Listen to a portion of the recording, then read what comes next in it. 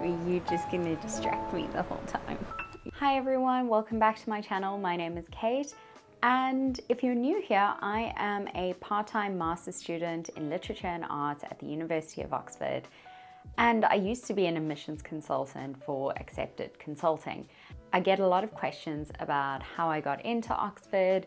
Do I have any admissions tips for Oxford? So I thought that I would make this video today that is my top admissions tips for applying to university, particularly as a returning academic, a non-traditional student, or a mature student. Before we get into this video, there is one thing that I would want to say, and that is that there may be people out there that have this idea that because I am a part-time or a distance student, that my application process to my degree was easier than a straightforward full-time master's student. And I just want to say from the outset that that is absolutely not true. My application process to Oxford was exactly the same as a full-time master's student in any of the disciplines such as English literature or history. And my application process was exactly the same as the students that would have applied to Oxford for their masters, such as many YouTubers on this platform today who are doing their masters at Oxford in English literature. So having said all that, what documents did I have to provide for my application process? Very common in these application processes is to provide a statement of purpose. What is this document? Well, the statement of purpose is a document that provides the admissions committee with a clear indication of who you are as a candidate. My statement of purpose included my research proposal, my research interests, my skills, and where I essentially felt like I could fill a gap with the master's program. I also had to provide a written sample, so this was an essay or a piece of written work that I had recently completed, and this is important in showing how you think and how you analyze sources and resources around you. And I also had to provide an academic CV and a personal statement document. Now, while I mentioned that my application process was typical of a university application process, my application itself was not so straightforward. And this is because I was coming into the master's program having not been in an academic institution for the last 8 years.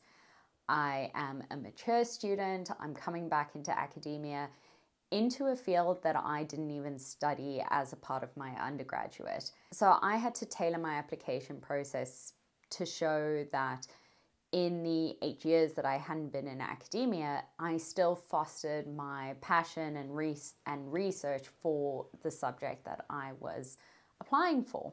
As I said, I hadn't been in university for the last 7 or 8 years, so my written samples from university were also not something that I could rely on. And I had a number of skills that I'd fostered in a corporate environment don't necessarily mirror themselves into a university setting. However, there is a way to write out those skills and to highlight those skills that are very beneficial for an academic application. And it's those kind of nuances that I want to focus in on this video. So I plan to structure this video in 3 parts. First is general tips for applications. So this will apply to whoever is applying for university, whether it be undergraduate, master's, PhD, etc. These tips will apply to your application process. The second part is what to focus on in your application process as a mature, non-traditional returning student to academia. And the third part is how I incorporated all the tips and all the resources that I talk about in this video in my own statement of purpose that I used for my Oxford University application. So now let's get into the general application tips. My first tip is going to sound really silly, but I think it's so important. and that is just to apply.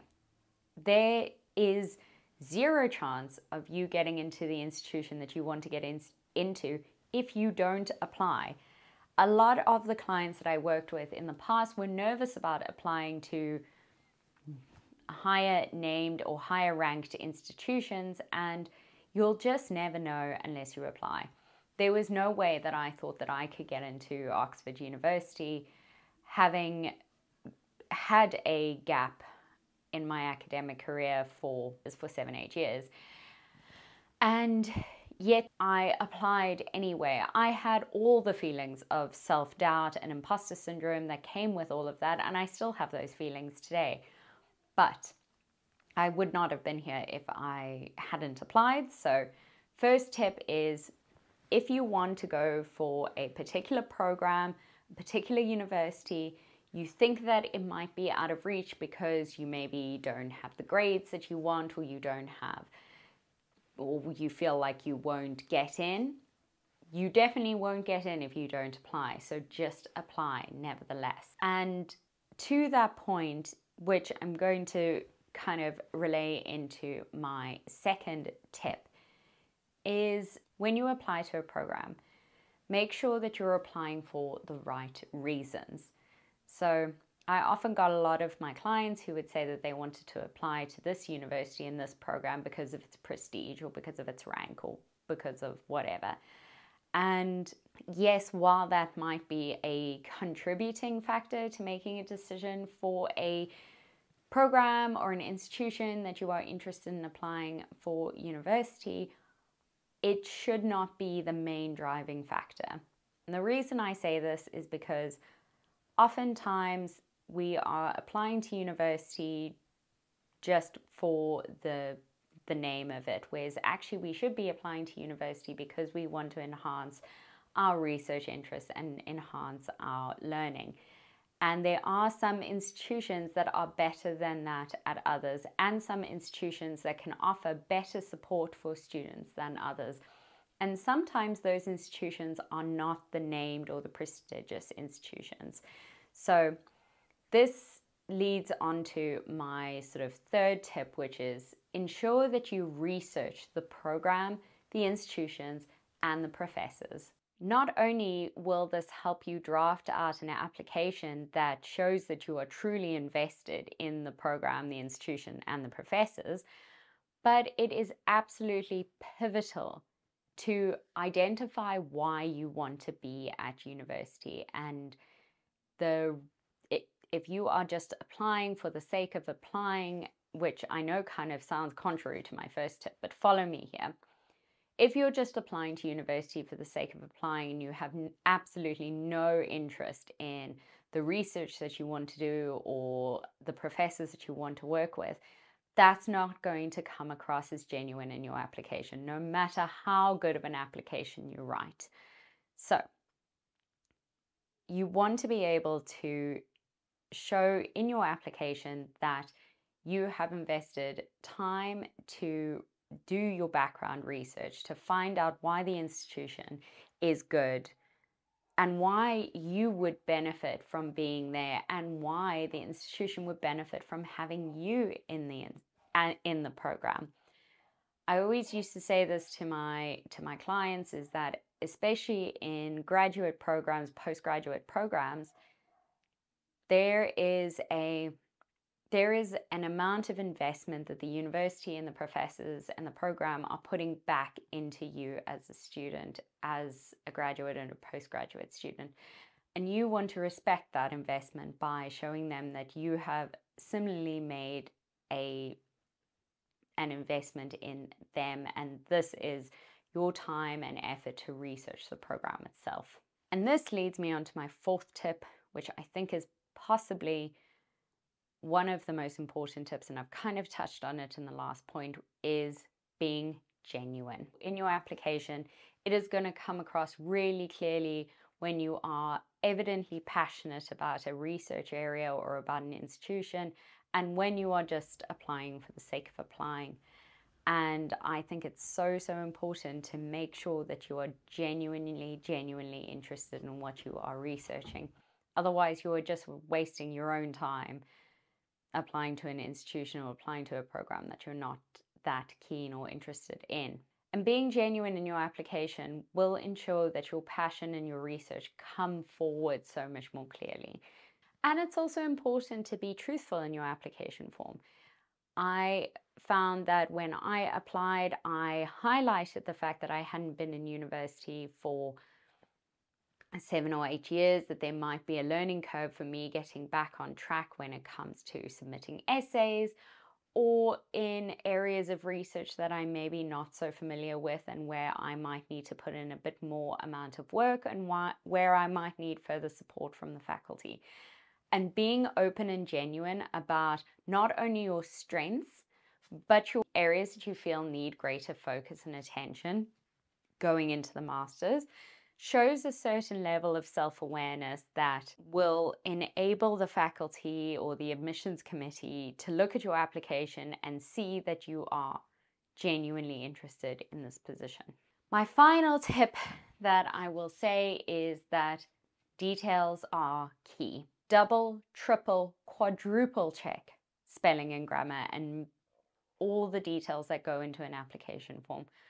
By all means, please don't mention Cambridge when you're applying to Oxford, for example. And if necessary, get someone to cold read your documents for you. As I say, this is something that we used to do in accepted consulting. It's not something that we do anymore, but it's absolutely important to cold read your documents. And if you don't have anyone that you feel can read those application forms or those application documents for yourself, write them, leave them alone for a couple of days, at minimum a day, and come back and read it again and read it out loud to yourself to make sure that you are picking up on the spelling mistakes, the grammar mistakes, and that your application is concise and highlights the appropriate bits that need to be highlighted. In this next part of the video, I'm going to talk about what to focus on if you are a mature student, a non-traditional student, a returning to academia student, or even if you just have a gap in your academic progression or your journey that you feel needs explaining, or why you are applying to a program that is different from your undergraduate program, or if you just feel that you need those little bit extras because you feel like maybe your application form is lacking the background that you need to apply. So the first thing that I want to say to this is that when I put my application together for Oxford, I thought to myself, how on earth am I going to justify the fact that I've been working for 7 or 8 years and now I'm going into a completely different field, and all the skills that I have learned in the past 7, 8 years or whatever are not applicable.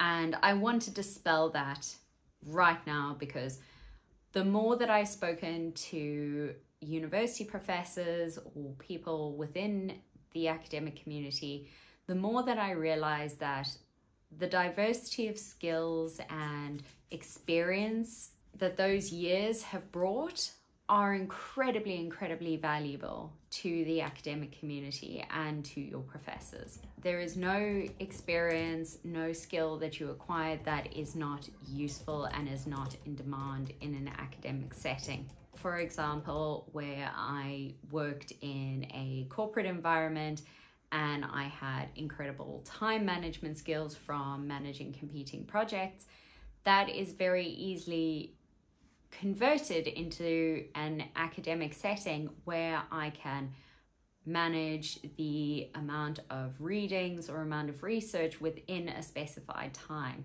Now that might seem like a little bit of a trivial example, but let me give you one more.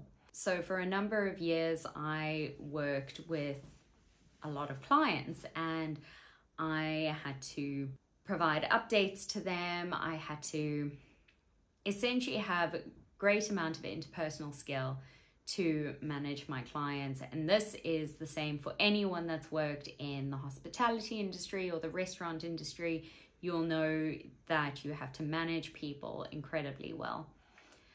And how I was able to transfer the skill into academia was to say that I have acquired communication skills, I've acquired presentation skills, but I've also acquired the ability to identify a problem that people have and be able to solve it with practicality and efficiency. That show of transferring those skills can be done as long as you think about it, as long as you think about what the core of that skill actually is and how a similar circumstance might arise within the academic community, within your research, and within the work that you are currently doing. All this to say is that ultimately every bit of experience that you've had, every bit of skill that you've acquired is absolutely useful and will be in demand in academia.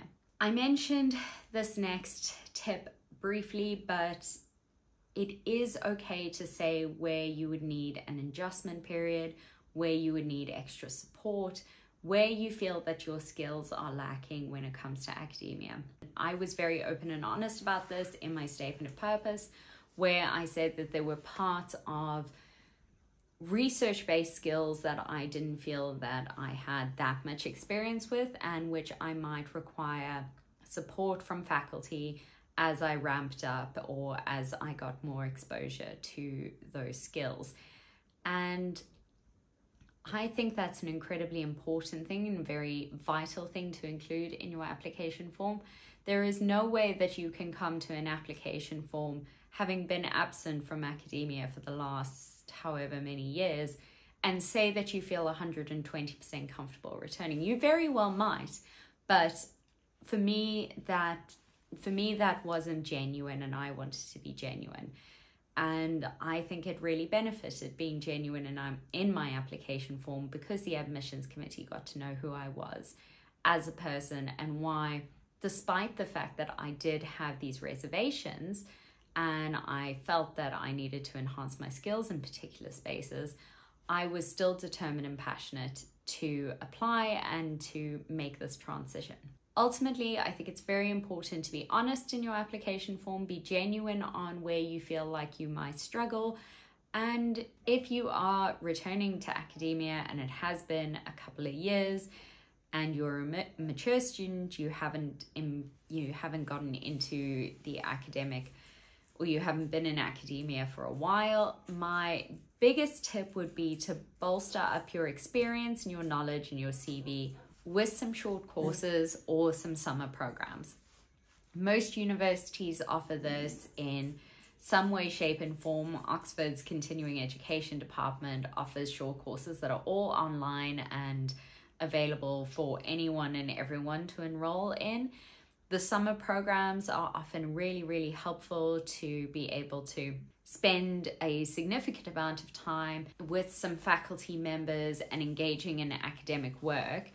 And I am really, really grateful for enrolling in some short courses, some summer programs, because this helped so much when I completed my writing sample and when I was getting references for my master's application. As I said, none of my law school essays would have worked as writing samples for my master's applications, but I ended up using an essay that I had written as a part of the summer school program that I had done, and I had gotten that marked, and I'd asked the professor who was marking the essay if she could offer some insights into the essay because I would be using it for an application. She was more than happy to help me out, so she not only marked it for me, but she also identified areas where I could bolster my arguments or where I could enhance the paper. And I think that really, really helped. At the end, I took that paper away, I adjusted it according to her comments, and I used that as my writing sample. I was also able to use a number of the people from my short courses and my summer programs that I enrolled in as references for my master's application. And again, I think that was very helpful.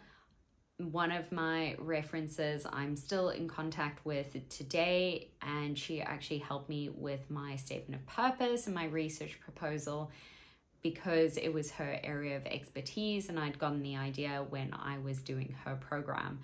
So a lot of the professors that do these summer programs or do these short courses are interested in helping their students, and in the same way that I said you'll never know if you don't apply, you'll never know if you don't ask. I found that the professors that I worked with, or the tutors that I worked with, were incredibly helpful and very eager to help me to realize this passion that I had. And so my advice there would be that if you are returning to academia and you maybe feel like there's a bit of a gap that you need filled, whether it be with your writing samples, whether it be with references, whether it be just to get back into academia or get a feel of what academia might be, definitely consider some short courses or some summer programs. I can guarantee you they are absolutely worth it. Even if you do them and you realize that it's not something you actually want to go further with, at least that way you didn't enroll in a program and spend all that money enrolling in a program when actually it's not something that you are that interested in. Another thing that I want to highlight as a mature student or a returning to academia student is that your decision to return to academia is so much more powerful than I think anything in your application. It's an active choice that you have taken in this stage in your life to go back to academia and to resume your research or to continue with your passion. And that active choice, that dedication to a program without prompts or without anything like that, I think shows a genuine interest in the institution, in the program, in the professors that you want to work with. And as I say, if you are genuine in that, if you're truthful in that to yourself and in your application, I think that speaks so much to an application for a student or for someone who is returning to academia. All that being said, how is this reflected in my own statement of purpose for Oxford? Well, I thought I'd read it out for you guys so you could see how I brought in these aspects. There are some parts of it that I'm not going to read out loud, but I am going to read out loud the parts of the statement of purpose that I feel highlight the tips that I have mentioned in this video. I'm kind of nervous to read this out. I haven't read it since I applied. So, and I'm so sorry for the light. I never thought that filming an island would be an issue with lighting, but apparently it is. All right. This is my statement of purpose that I used to apply for Oxford. So I started off this application with a really strong setting out exactly what my aim is by applying to the master's program. Okay.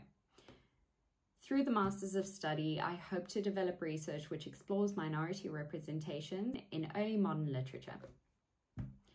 More specifically, I'm interested in exploring the intersection between historical records and the documented lives of Black women in early modern Europe, as well as travel logs, artworks, and government records, and their impact on depictions of Black women's bodies as it was then translated into literature of the 16th and 17th centuries.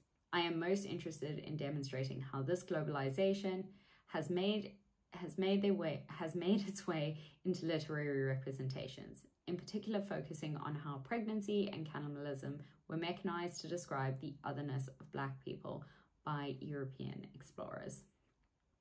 I then go on to talk about a practical literary example and how I feel that such a impact or such an image is still being perpetuated in literature today. I then go on to talk about how I plan on going about this research and where I feel that there's gaps in the literature. Now, this would be what you would term a standard literature review section of an application process, which is essentially bringing in all the resources that you have, all the research that you have done in your field, and identifying where the gap is that you are trying to solve for. But there is one part of this literature review that I want to call out, so I'm just going to read this section here. My proposed research builds on my interest in colonial and post-colonial literature. As a woman born in South Africa who has lived in New Zealand and now in Ireland, I am passionate about understanding the continuing effects of colonialism has had on racial and gendered stereotypes within social and political interactions and institutions.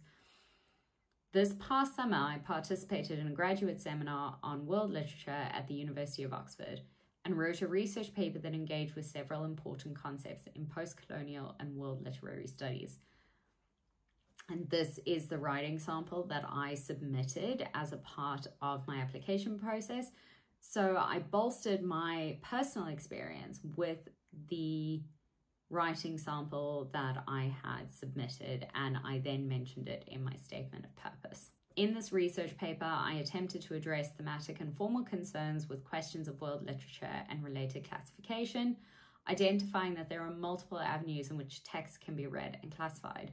This seminar, along with early modern texts, Victorian slave narratives, and post-colonial theories that I studied in my short course that I did, have inspired me to look back on literature with a historical lens to identify how themes of race and gender continue to permeate literature. And this is the section that I particularly want to highlight because this is where I draw on my work experience as well as my skills and how they might bolster my application. And these are the last two paragraphs of my statement of purpose and make up, I think, my statement of purpose was 1,000 words, I believe. And this makes up about just under 400 words. So this is a significant part of the statement of purpose. After studying law and working in regulation and compliance for the past 7 years, I have developed reading and analysis skills, professional writing and presentation methods, an ability to structure an argument, attention to detail, and a work ethic and perseverance which I believe have all been transferable to my studying of literature in the last 2 years.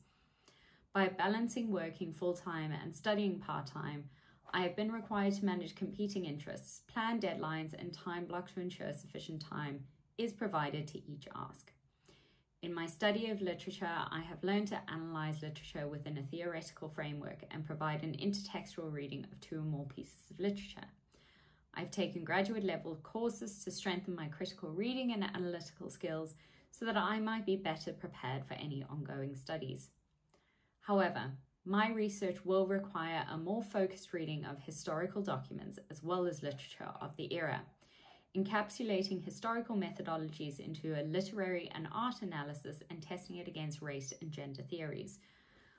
By revising early modern literature with the benefit of gender and race literary theories and access to historical documentation, my research could look at literary history from a different perspective. The Masters in Literature and Arts is best suited for my research goals and interests. I can complete my research in the time frame while balancing my work and with the courses offered, in particular the core courses. Oxford offers archival resources in the Bodleian Library, the English Faculty Library, and the John Johnson Collection that would provide me with the opportunity to read, analyse, and improve on my research. I'm most interested in working with these supervisors due to their research, and under their supervision, I will expand on my own current research and focus on enhancing my research skills, particularly with regards to historical documentation as mentioned. My goal in completing the Masters of Literature and Arts is to obtain my PhD and to continue my studies further and to continue my research into eventual publication. So again, I'm very sorry about the light, not something I can control, but what I wanted to highlight here is how I had brought in my experience, my knowledge in my statement of purpose to highlight the fact that there were certain aspects of my research that I needed more focus on, and there were certain aspects of my work that needed more focus. And I also highlighted the fact that I had done my research on the program itself, the institution being Oxford, and the professors that I wanted to work with eventually. So all this to say, I hope this was a helpful video. I hope that you gleaned some tips on applying for masters or applying for any university degree. And particularly if you are a mature student and you are looking to return to academia, or you're just a non-traditional student, or you're a non-traditional student that hasn't exactly had a clear pathway to academia, I hope that this video has helped you. And if you have any other questions about admissions or anything like that, please leave a comment in the comments below and I will try and answer them as best as I can. I also will highly recommend, even though we don't do accepted consulting anymore, that you check out the graduates course that we pulled together. This encompasses a lot of the work that we did as admissions consultants into a thorough course, and it's something that is super duper helpful, and the only part of it that you don't have is the cold reading of the applications. But this course will give you all of the information that you need for your admissions, and will probably answer any questions that you have to that effect. But otherwise, I hope you all have a wonderful day, and I'll see you in the next one. Bye.